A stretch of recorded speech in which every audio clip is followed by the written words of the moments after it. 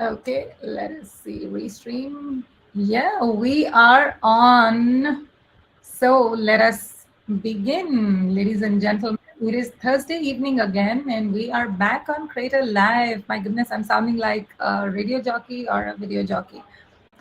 Old training goes hard. I have shared with you guys that I am trained as a radio jockey. So old habits die hard, like I said.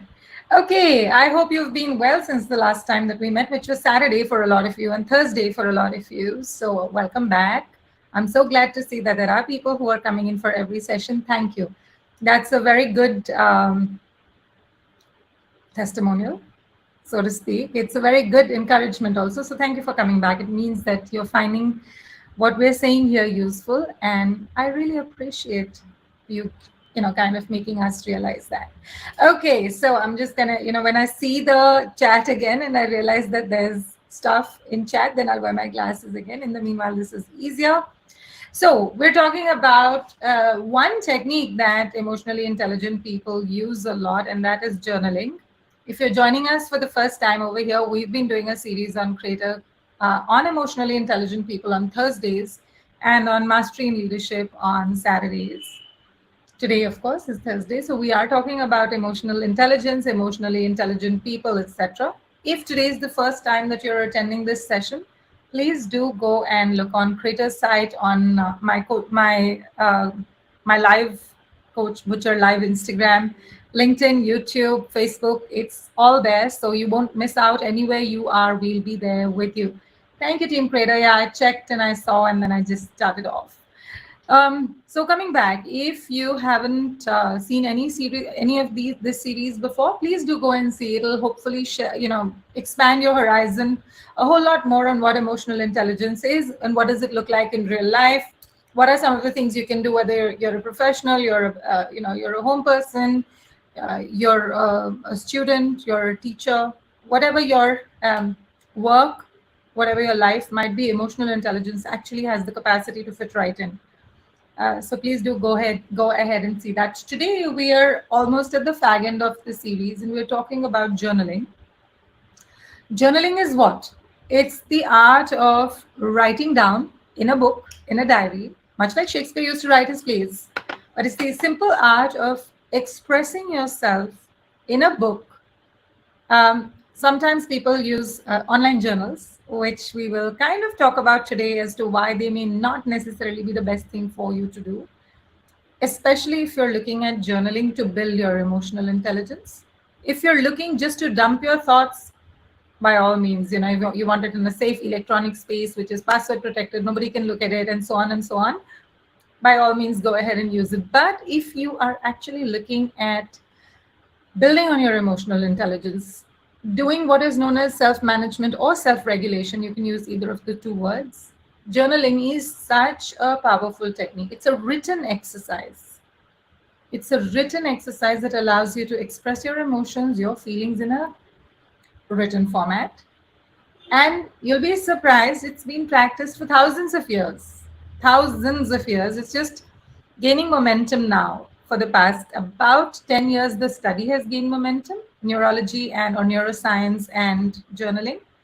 And definitely for the past 2-3 years, I'm seeing this surge where people are looking to write more rather than type more, etc. One of the reasons for that could also be because we have been suffering screen fatigue for so long, right? For the past 2 years, we're in September. We're going to be nearing the 3-year mark if you're in India, and if you're in other parts of the world where the pandemic hit before it hit India, then we're almost at the 3-year mark of us getting glued to our screens, whether they were laptops or iPads or phones. Well, when I say iPads, I mean all kind of tablets, or they were phones or televisions, etc. Because we were locked in, those were the only things that we could use. Luckily, there were some of us who realized that, okay, this is going to kill me. I can't have so much screen stuff going on, when we turned to reading. A lot more out of us also turned back towards writing in our journals, in our notebooks. And you will find it amazing that the people who wrote during the lockdown times, during the pandemic times, handled their stress a whole lot better. And not only did they handle their stress a whole lot better, they actually found themselves channeling their own strengths, bettering their relationships, because a lot of stuff, instead of getting verbalized, was actually getting written down.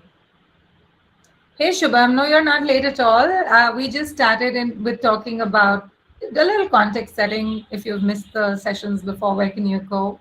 And I was just talking about what is journaling and how have we seen this in the past few years, especially during the pandemic. So that's what I was speaking about.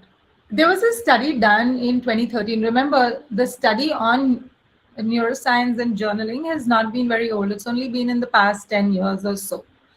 There was a study done in 2013 that found that 76% of adults who spent only 20 minutes writing about their thoughts and feelings for 3 consecutive days, 2 weeks before a medically necessary biopsy, were fully healed 11 days later.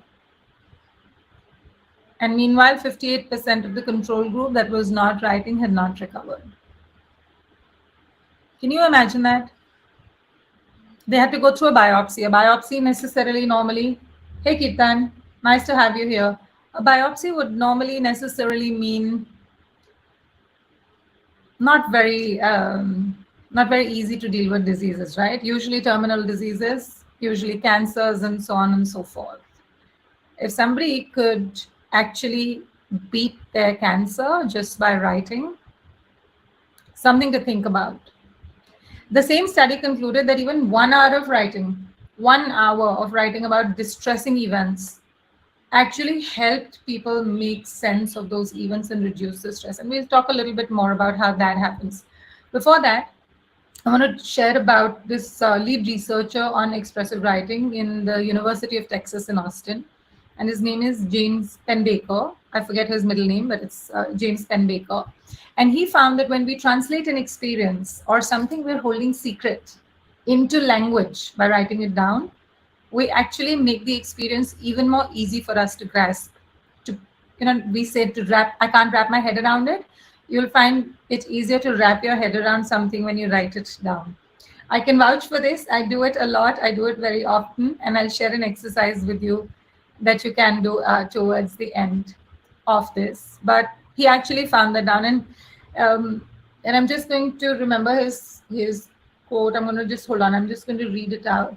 Hey, Gurupaksha. Yes, of course, we used to do that as kids. You're absolutely correct.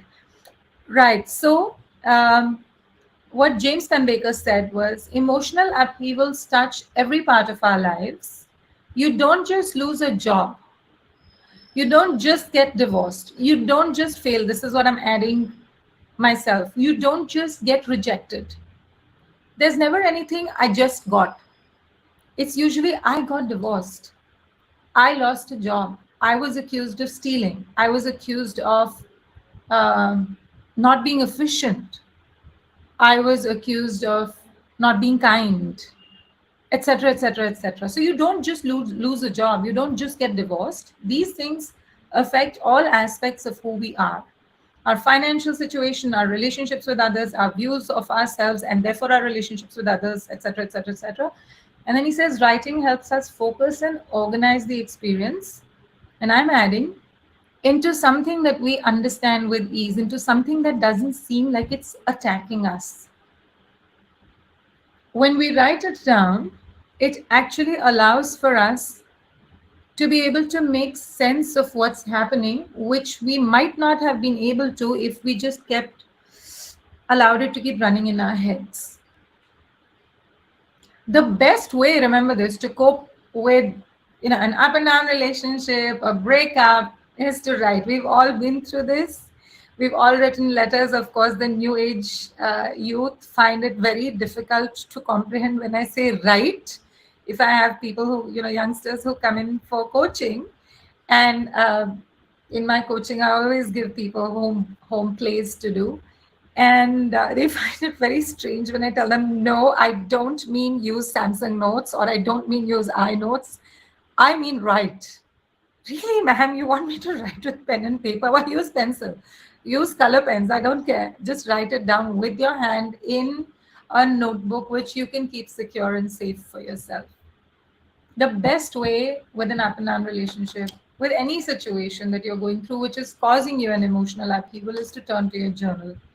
It may to some people seem that when I'm putting things down, ma'am, I'm over analyzing, Shalu, I don't know what, it's too much, etc., etc. But studies have actually shown that when you think about a past relationship, for example, it actually speeds emotional recovery and it helps bring a stronger sense of this is who I am. This is what I like in a relationship. This is what I don't like in a relationship. This is what's acceptable. This is not what's not acceptable. This is who I become when I'm in a relationship. So very recently, I'm just going to get to chat after I finish what I'm saying. Very recently, I was speaking to one of my clients who's actually in their late 40s. And this individual, I insisted, of course, that I need you to maintain a journal. So that's one of the things that I say, I insist on, that when you're entering a coaching relationship with me, you have to journal. So this one particular individual turned around and came back and said, you know what, I'm so glad their words have forced me into journaling, because I realized that when I get into a relationship, I will do whatever it takes to hold that person on. I don't want to lose the relationship because I feel that I'm a failure if my relationship is not doing well. I feel that I've not been able to contribute and I think lesser of myself, which I can bet you 99% of the times is not what happens when we go into our heads. Because when we go into our heads, our egos come up. And they don't, then we look at everything thing through the lens of the ego. But when we start writing down, initially your ego will come up. Of course, it's your ego. It has to make its presence felt. Your ego will come up, but because you're writing it down and you can go back and read it, it's tangible right in front of you. You will be able to see, okay, here I'm acting from ego, here I'm acting from emotions, here I'm acting from fear, and so on and so forth.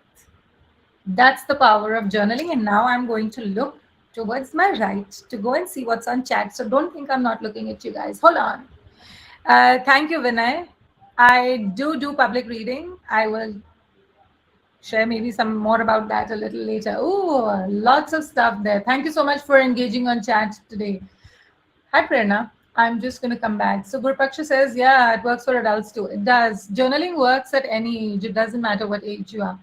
Shubham says, yes, ma'am, there are chain reactions to these things that determine how our mood is. Absolutely, Shubham. It's not just an isolated thing. It does end up becoming one thing linked to the other and to the next. Prerna says, hi, ma'am. So I usually journal my stuff in my laptop like an Excel sheet. And Shubham, of course, said you should run exploratory data analysis algorithms on your journal. No. Oh, Prerna says I didn't get the joke. It's all right. Prerna, Shubham has a funny bone. I should let you know that. Last time also he was making everyone laugh and asking fun questions. Okay, so Prerna, I know you usually journal your stuff in your laptop because of what you just said, but also because what a lot of people have been doing that in the recent past, especially a lot of youngsters who don't understand things like pen and paper. I mean, you guys were educated using laptops and educated using iPads and other tablets and phones and what have you. I mean, I seriously took umbrage to the fact that youngsters were being asked to do so much work on their laptops, and I was like, really, what are we going to evolve into? People who work like this, whose fingers don't move away from that? You have to learn to be able to write. There is a reason, physiological reason. You need to make sure that you're using your muscles. Right now we all get carpal tunnel syndrome because of doing this, right? My invitation to you, Prerna, is there something wrong in journaling on your laptop? No, you're dumping your thoughts. Is there any benefit to it, especially where your mind is concerned? Maybe not. The jury is still out on that. But why don't you hear a little bit more about it? And then after that, choose, do you want to continue with your laptop or would you prefer to move to a journal? So I'll leave that option up until you, and you can, up to you, and then you can choose, because at the end of the day, you're the one who's doing the writing. So if you choose a particular thing, that's what works for you. I understand that. So Prerna says, for those of you who can't read the chat because it's on a different platform, Prerna says, "Ma'am, so I'm mostly on my laptop, and that's why it's also convenient." Prerna, journalism is also a matter of discipline because it's so easy to not want to or not have to look at your thoughts. So it becomes easier to just turn around. "Ah, I'm very busy. I'm working on my laptop. I'll journal tomorrow." Um, but since there is an element of discipline involved, when you know that you're going to discipline yourself to write, let's say for 15 minutes every day, my invitation is just keep a thin, slim notebook in which you can actually write down stuff. If you're in a place where you have to carry your laptop and you have to carry five other things, and now carrying a journal becomes a hassle, keep a piece of paper that you can then go and stick into your journal later. Shubham says, "Ma'am, I used to maintain a journal too. Now I just write in it whenever I feel like, sometimes years later." Sure, Shubham, if you feel, look, is journaling a good practice anyway every day? Yes, it is. A lot of people turn to journaling when they find emotional upheavals in their lives, and that's fine. Do it then. But especially when you're going through an emotional upheaval, especially if you're feeling like, "I'm feeling lost, I'm feeling bored, nothing seems to be going the way I want it to. Ah, it's not exciting. Everything is a standstill." Just sit down and write in your journal. You'll find your own energy starts to shift. Guru Baksha says, maybe that's when significant things happen in your life too. Absolutely. Absolutely. That's possibly why Shubham turns to his journal, why and when. So, sure. Now, just coming back, we were talking about how the best way to cope with disenabling emotions is to journal, and that you may end up thinking that it's overanalyzing. But truly, when you're sitting down and discussing things threadbare, and then he said this and she did that and my boss was like this and this one said that, what are you doing? You are over analyzing there as well, right? The only thing is, when you sit down and write it down, it's becoming tangible. When you're speaking, you may just speak out something randomly and then forget it because you were just talking about it. It's words that went out into the air and then disappeared. There's no storing of them. There's no collection of them. There's no tangibility. There's no going back to them. However much you, however much you think about it, right? However much you try to kind of close it. There is a psychotherapist who's also a journaling expert, Maud Purcell, who speaks about how writing actually accesses the left hemisphere of the brain, which is the analytical and the rational brain. If you remember that from the last time when we spoke about the left brain and the right brain. And Maud's whole point is that when your left brain is occupied, then your right brain is free to do what it does best, right? So you can create, you can be intuitive, you can feel into things, and so on and so forth. So when you're writing, your left brain is engaged. So your mental blocks that you would otherwise have if you were not doing anything which engaged your left brain would overpower the right brain and your creativity would come down. So when you're writing, it stops the left brain from going into overdrive, and it allows us to use more of our brain power. And then we're able to make better sense of the world around us. So that's one of the reasons why physical pen on paper writing is effective. There is something called the reticular activating system region in the brain, and that filters and focuses information. It actually goes ahead and gets activated when you're writing.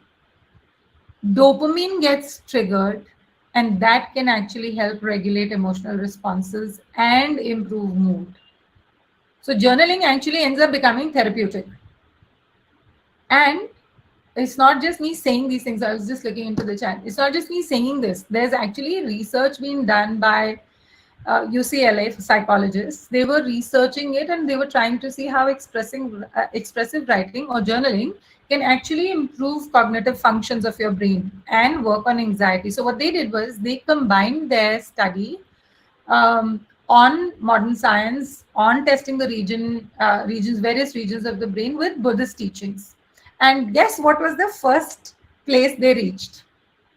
My favorite part of the brain, the amygdala. I'll just come to your comment, Kirti. They tested the amygdala, and we know from last few sessions that amygdala actually is kind of like an alarm, right? It's like an alarm which tells you fight, fly, freeze. It's kind of like that bullhorn which turns around and says, "Hello, this is what you need to know. Do it." So when they did this study, they actually looked at, they did obviously, so I can't go into the details of it, but they did brain imaging. Somebody said the last time that they put helmets on people. So when they when they put those helmets on people and they looked into the brain imaging, they found that when an individual writes down something, their experience of a trauma or any other kind of disenabling experience is actually less intense. So what they did was they actually showed, during the study, patients were shown an angry face, which caused the amygdala to kind of go hyperactive. The amygdala, of course, asked them to fight, fly, or freeze. Even when they were shown the same images subliminally, not like straight in your face, just peripherally, on the side, etc., the amygdala responded. Can you imagine the power of images, the power and the instant response of the ever ready battery called amygdala? Then what they did was they took the same candidates in the study and they started giving these images some words. So, for example, there was a very scary image. They were asked to write words to describe the image. So, for example, I've been watching Rings of Power just before I go to sleep on Amazon Prime. And there are some very scary looking images called orcs over there. So, if I were to do the study, I would have written down very scary, my heart is racing, this is reminding me of the monsters under my bed, etc., etc., etc. So when they did that, the brain's emotional or the amygdala's emotional response actually was found to have reduced. The response was reduced, and because you were writing and because you were, no, because the people in the study were detailing out what was going on, and they were actually fitting in over there, their prefrontal cortex, which we also spoke about in the last 2-3 sessions, their prefrontal cortex started to get activated. There is a researcher from the study who stated who spoke about the process. His name is Matthew D. Lieberman, who said that, and he used a car analogy. He said the same way that you hit a brake when you're driving and you see amber, which tells you slow down. In the same way, when you actually write down your feelings into words, it acts like an amber light, which signals to your brain, slow down. So each time you sit down to journal, your brain's reaction is a whole lot less intense. And then it becomes, because the brain's response is less intense, you're then able to express important emotions, you're able to express trapped emotions, you're able to express unsaid emotions so much better, and that can lead to better interactions, better relationships, whether it's in a personal relationship, it's in a romantic relationship, it's in a work relationship, it's a teacher-student relationship, it's a sibling relationship, it's a parental relationship, any kind of relationships, you will find yourself working better. And before I move on, so Ketan says looking at things in retrospect is genuinely helpful for overall development. And Gurpaksha says, so is the amygdala like an adrenaline controlling thing? It's not an adrenaline controlling thing. See, every part in the brain is actually interlinked to each other. And when one part of the brain goes into overdrive, there are other reactions that happen in the body. So for example, if let's say I really like chocolate and I associate chocolate with good feelings. So when somebody offers me a piece of chocolate, or when I see a chocolate which I really like, let's say I'm out shopping, and I see a chocolate which is dark chocolate filled with fruits and nuts, or sea salt or orange peel, etc. All stuff that I like. When I see it, the what the eyes receive and what the brain perceives will send a signal to the brain to release the right amount of dopamine, which will make me feel good. So, does the amygdala control the adrenaline? No. Shubham says sea salt chocolates are so underrated. I totally agree that I can do a whole session on that. By the way, if you guys are in Bangalore, I have a great friend who makes these chocolates, amazing sea salt chocolates, and she makes in dark chocolate and she makes it with jaggery. There's no white sugar there. So if you're in Bangalore or you'd like to order, her brand is called Just Truffs. I promise you, this was not planned, but I think that if you like chocolates, then you should be eating good stuff. You should be eating well-made stuff, and she does very, very good stuff. It's JUS, T for telephone, RU, F for father, S for Sunday, Just Truffs. Coming back into emotional intelligence. So if you look at it, we were speaking about when you put your feelings into words, you're essentially and in effect giving an amber or a yellow light, yellow signal to your brain saying, pause, hit the brakes, slow down. You need to stop reacting the way you're reacting now, or you need to stop feeling what you're feeling right now. Some other parts of the brain that get involved when we sit down to journal, there is something called Broca's area, which is associated with speech production, articulation, etc. Our ability to articulate ideas as well as use words accurately in spoken and written language is associated with and attributed to the Broca's area. It's in the left hemisphere. And with its help, we already start to express in words what we feel and what we think. I have, Shubham. They're very nice. Our limbic system, which includes the amygdala, is responsible for fight, flight, freeze, processing emotions, reactions under fear, anxiety, threat, stress, etc. When we start writing and we process those emotions, the amygdala calms down a little bit. There is a very nice phrase that we use: name it to tame it. Name it to tame it. The more you create journaling as a habit, remember one of these times we spoke about mindfulness, we spoke about meditation, and now we're speaking about journaling. In all three cases, your amygdala starts to become calmer and calmer because you are actually looking at your emotions and you're articulating them in a certain manner and you're working with them so much more powerfully. So your amygdala starts to become calmer and calmer. And that's when you have been writing, you've been understanding your own emotions better, you've been experiencing a certain set of emotions, you've been experiencing the triggers, now you know what your triggers are, and so you're able to train your brain to not immediately react. So the intensity in what you feel starts to reduce.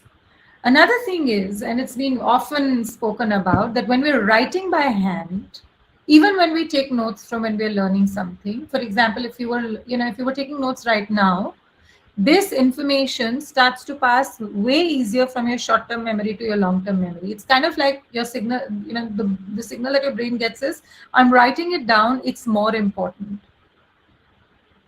Similarly, when you're writing about the past, when you're trying to heal something or close something or get closure on something, you pass information from the long-term memory to the working short-term memory, and that allows you to be able to process and heal so much better. You also get faster at connecting ideas, memories, facts. You're able to create the connection so much faster than if you're just continually working on your computers and on your devices. So we've spoken about brain parts, and of course from senses. So many of our senses are involved. We're touching the pen, the paper, we're looking at the notebook, the pen, our writing. I don't know how many of you like the smell of paper from from your book, or how many of you like the ink in your pen. I love the smell of paper. So in fact, Prerna says, oh yes, absolutely. In fresh paper, like a newly minted book. Unfortunately, these days you'll find a lot of books don't have that absolutely wonderful smell because the paper is also becoming, it's getting some element of synthetic stuff in it, so it's losing that touch, but still there is still a smell of paper, and that activates us because most of us like that. It's still going back to nature, right? So when we're writing, our brain is actually in so many different ways, it's getting more and more active. It gets focused better, it helps us make better connections, it helps us remember things better, process information better. There's so much stuff going on over there. So I'm going to pause a moment and then I'm going to ask if you guys have any questions before I get into how does journaling benefit you. We've kind of spoken a lot about the connection between the brain, neuroscience, and journaling. Then we'll see how, what are some of the things or some of the benefits you can gain from journaling. Oh, I need to plug my laptop. Any questions that I can answer? Fascinating stuff, isn't it? Imagine you thought this was just a head. Too much going on inside there. Okay, we'll just take a moment and see.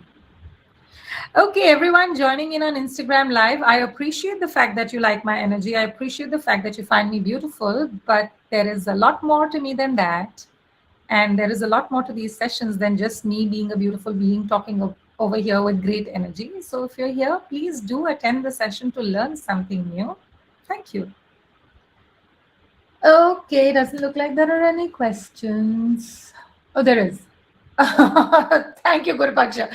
Just after I gave that speech on Instagram, whenever someone says that to me, I do like to say, I showered today. So it kind of helped.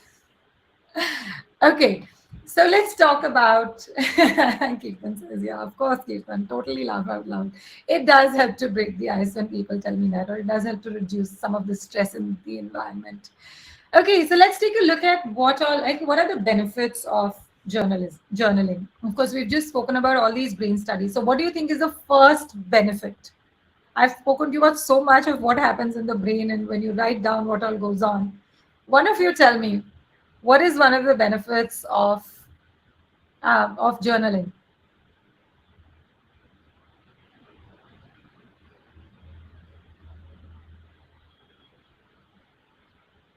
Let's see if anyone can tell me that. It opens you up to yourself. Yes, that's definitely one of the benefits of journaling. Like, for example, you're suddenly finding out that there is something inside your brain called the Broca's area, which gets activated, or your prefrontal cortex gets activated. So you are getting to know yourself better. The first, like literally the first benefit of journaling is it reduces anxiety. Did you know that journaling has actually been, it gives you an account of how you have reacted over the years? Yes, Prerna. If you're somebody who actually maintains your journals, and I have a friend who did that in her childhood. She used to have the stack of notebooks and my journal. I'm not going to take her name, but she used to write her name with an apostrophe S, and she used to say this one's journal. So if it was my name, then Shalu's journal.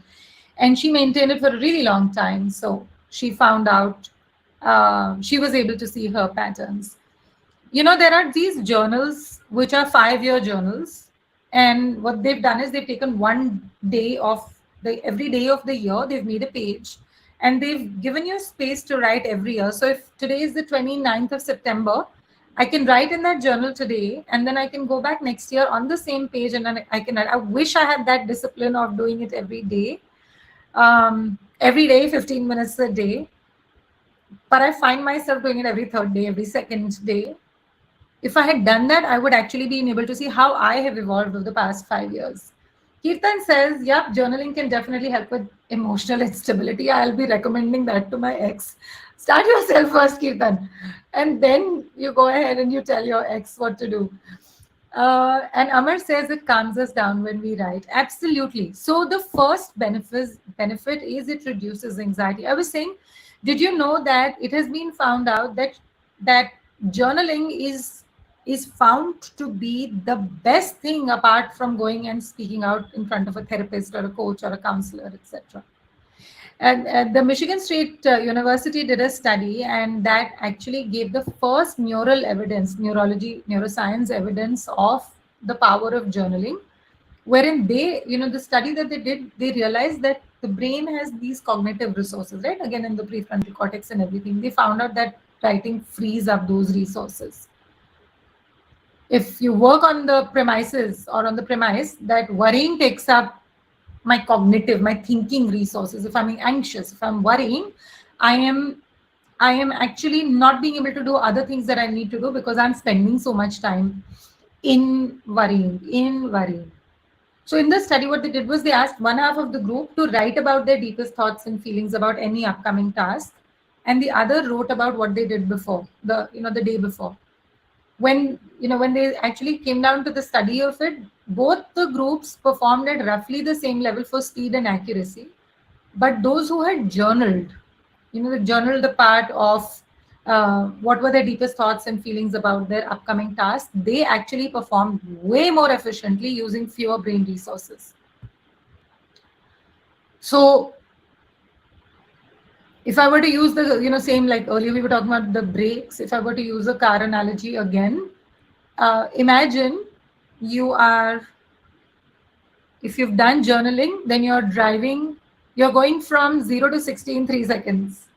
But if you're not journaling, if you're not kind of writing down your thoughts, feelings, emotions, what you went through, what you're going through now, how you're planning to deal with, what are your fears and insecurities, etc., etc., etc., if you're not doing any of that, then you will possibly be driving like a diesel truck, or like I like to say, you'll be moving like a glacier, like a lazy glacier in very slow motion. So like, there's a little bit fun going on in the chat. So good, yeah, Ethan. All right. So bringing it back, what are some other both short and long term health benefits? We've spoken about reducing stress. We've looked at how it works on the brain, how it kind of kicks in your hormonal responses with the right chemicals like dopamine, oxytocin, etc.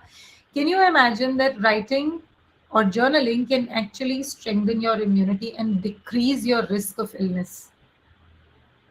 Studies have again found that those who journal actually have improved immune system functioning. It actually strengthens immune cells, as well as it reduces symptoms of diseases like asthma and rheumatoid arthritis.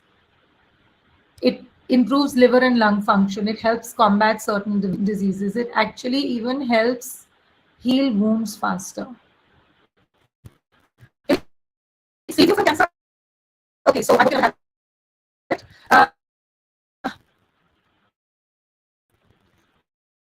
It saves you from cancer.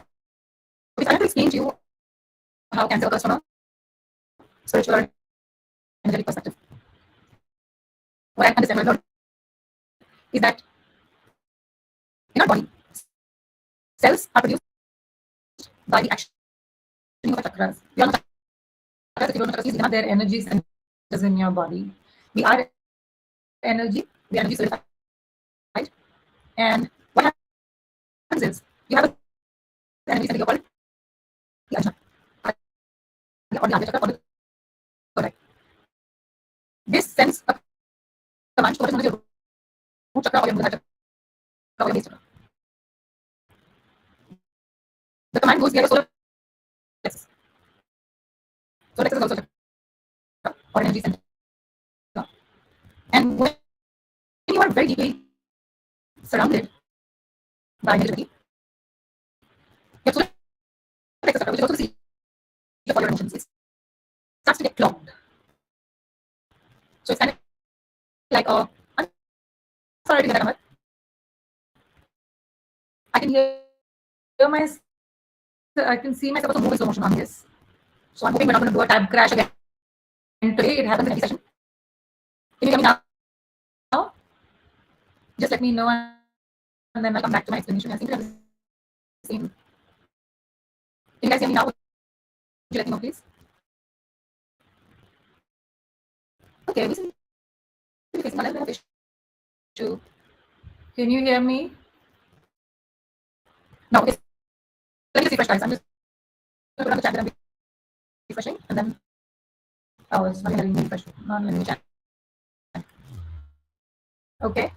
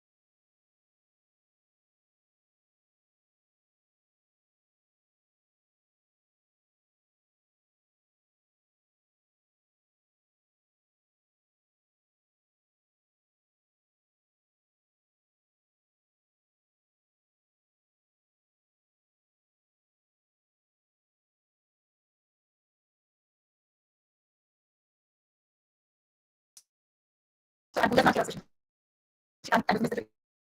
Can you guys hear me on creators? Just let me know, please. I need to focus. Thank you so much for waiting.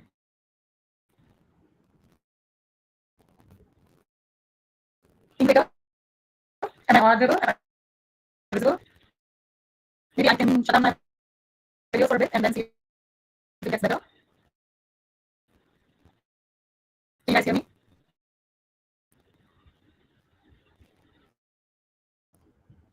Please, can you guys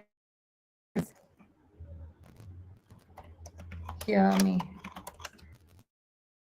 Is there anybody out there that used to be a song like that? I don't think so. Because I am not getting a response.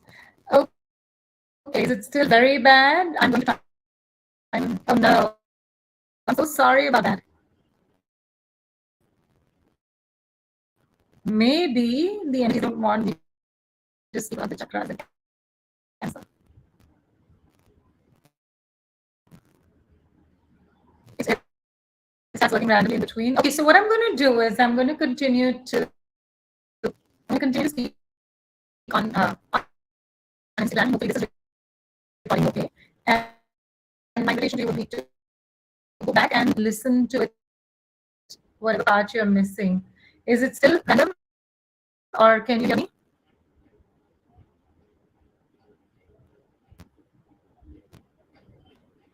Okay, so here's what I'm going to do. I'm going to also type in the chat. So saying that, so when we write things down, and therefore it's going to be a little slow for you. Okay, it's now audible. Good. So just to cut a long explanation short, when you are surrounded with negativity, your energy centers are not able to communicate with each other, and they actually then go into overdrive. The root chakra, one of your energy centers, is actually responsible for producing cells, and when it doesn't get more commands, it goes into overdrive in the last place that it got the command for.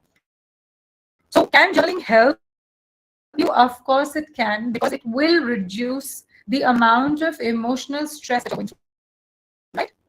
And when your emotional stress reduces, you're actually going to be able to handle things so much better, including your health. So the idea is live healthy, live easy. It's also, by the way, one of the reasons why they say that if you have cancer, the first thing you need to do is to start meditating or start feeling happy or to start reducing the amount of negativity that you are involved in, reduce your amount of stress and so on and so forth. So bear that in mind. If you want to be safe, if you want to be healthy, then definitely make sure that you are doing practices like journaling, that you are doing practices like meditating and so on. Just a couple of other things, very simple things. It keeps your memory sharp because you're writing, it's going to your long-term memory. It increases comprehension, it increases working memory capacity, it improves cognitive processing, and so on and so forth. Journaling helps to boost your mood. It's very interesting. It gives you an overall sense of emotional well-being and happiness because you've written it down, you've expressed yourself, and so you feel so much stronger for it. Another thing is, the more you create journaling as a habit, the more the benefits start to become long-term over a period of time. Which means that, I think it was Dr. one of you who said that it helps you, or Prerna, who said it helps you keep track of how you are progressing yourself, right? So the more you become in tune with your health, because you're writing your innermost expression, what is it that you need, what is it that you desire, the more it helps you start looking at, okay, so if after every meltdown that I have, I start to get stomach issues, if after every pay cycle, I start to eat too much, if after every menstrual cycle, I feel very low and depressed, the more you're writing it down, the more you're able to the more you're able to find ways and means to handle that better the next time the trigger or event occurs. Gurpaksha wanted to know, why did that nice background have to go? And Shivas says, agreed. I'm really sorry you have to bear with my plain painting and plain wall, but if I have the choice between the video and the audio, and much rather the children gets to listen to me. If you let me know that you guys are able to hear me clearly now, I can try and put on the video again, because I know that I'm left on my video off. What if you can tell me? In the meanwhile, I go on speaking, because I'm also just looking at the time. So we've just spoken about how how journaling can actually help you with that. Journaling was because it's okay. Thanks, Prerna. So I'll just keep my video off. Journaling actually also helps in providing real self-confidence, because I'm reading things about myself that I've expressed. And by the way, in journaling, you don't just write down, I'm feeling so sad today. The person who I have a crush on didn't respond. My boss treated me. No, you actually also write down things like, I spoke in front of the chairperson today, and that made me feel so happy and so confident. I got feedback from my friends saying that, when I am happy, I tend to become extremely loud. And so I'm going to make it a point to not start talking other people when I'm happy. So the more you journal, the more it helps you identify yourself. And the more it builds on your confidence. So can you imagine writing things down in a notebook is actually helping you become more confident? It really, really does. Journaling, because of what you've been writing and because of what I just spoke about, it actually helps you identify and emphasize the patterns in your life.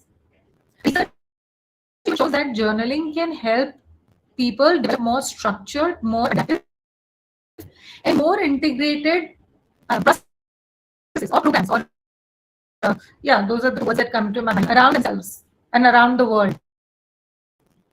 So when you start looking at it, it's very surprising.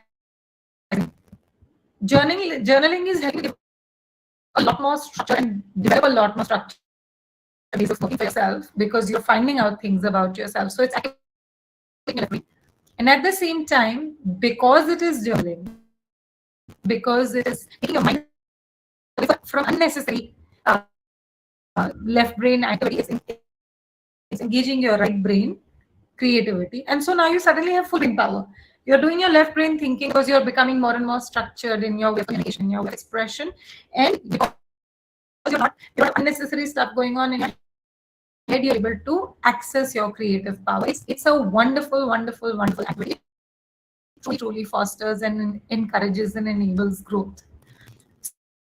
So I hope you get that journaling is good for you physically, mentally, emotionally, psychologically. But there is a distinct possibility that you will open your book. Let me find a book to show you. Okay, this is a book. That you will open your journal, and you've got yourself a pretty little journal. Look at this. It's got beautiful peacocks all over it. And then you'll open, sorry guys. And then you open your journal, and then you'll start writing, and then like, but what do I write about? No, this isn't important. I haven't written for 5 days. What am I going to write now? How does it make sense to have written 5 days ago now? Then you'll do it. Don't give up. Don't be guilty about not being consistent. Don't get shy saying, oh God, how can I put down my deepest, darkest secrets? What if someone finds this? What if someone reads it and makes fun of me? Get out of all of that. Write a single line, write a single word. Simply put down, here's what I had for breakfast and here's how it made me feel. Do it. Don't worry about the perfect pen, don't worry about the perfect punctuation, spelling mistakes, grammar, none of that. If it helps you, doodle. Start doodling, and that doodle will flow into some words that will help you write a whole letter, a whole book that you need to write. Anything that helps you. Don't forget, nobody is expecting you to be your favorite author. Nobody is expecting you to be Shakespeare.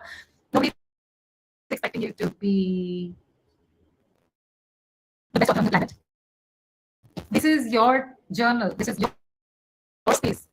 You write a gobbledygook if that helps you. If you're the only one who understands that gobbledygook, but that's the best way you can express yourself, do that. Don't censor yourself. Don't stop yourself, and don't go into it. I haven't written. If today you've picked up your pen, your paper, and your journal has been calling out at you with puppy dog eyes, saying, please come and write, and you feel pulled towards your journal, please do it. Remember, this is not about proving anything to anyone. This is about taking care of you. You'll also be surprised that people who journal, and this is research done by the University of Oregon, mind you. It's not just me telling you, oh, you'll feel better and you'll be more altruistic. The University of Oregon actually did a study where they found that people who were writing regularly, especially people who are, are using journals to create what is called a gratitude journal, they actually felt a lot more not just capable, but they were actually putting the effort to be more generous to other people without thinking about themselves. There were 33 women who were evaluated to assess baseline gratitude and altruism before they underwent MRI scans. Each participant viewed transactions in which money was either donated to a local food bank or deposited into the personal bank. They followed up by adding a journaling intervention to half the group who wrote a daily journal, responding to prompts with questions related to gratitude. When this segment of the study got the MRI scan for the same transactions, activity in the one part of the prefrontal cortex actually shifted in the gratitude burning group, and they increased the value system towards charity rather than towards receiving money for themselves. There's an author called Christina M. Arns, and she says that these findings show that there's more good out there when there's gratitude, and there's something just way more easily expressed through journaling. Can you imagine yourself standing and saying, thank you, thank you, lights, thank you this, thank you that, versus you putting down your thoughts in your gratitude journal and saying, today I'm so grateful that I woke up to a beautiful sunny day. I opened my eyes and I saw a rainbow right outside my window. Thank you so much, universe, for showing that to me. And so on. The power of that. And one of the biggest things, if you're in insomniacs, when you journal, you actually sleep a whole lot better than you would without the journaling. So if you are suffering from insomnia, please make sure that you are actually going ahead and journaling stuff for yourself. Remember what I started out with in the beginning. There was a study in 2013 that found 76% of adults who spent 20 minutes writing about their thoughts and feelings for 3 consecutive days, 2 weeks before a necessary biopsy, were fully healed 11 days later. Remember that? And 50% of the control group that was not doing any kind of journaling not recovered. Journaling actually is one of the most beneficial kinds of writing. Most beneficial, most therapeutic. There was a study done in way back in 2005 that actually seen this and spoken about this.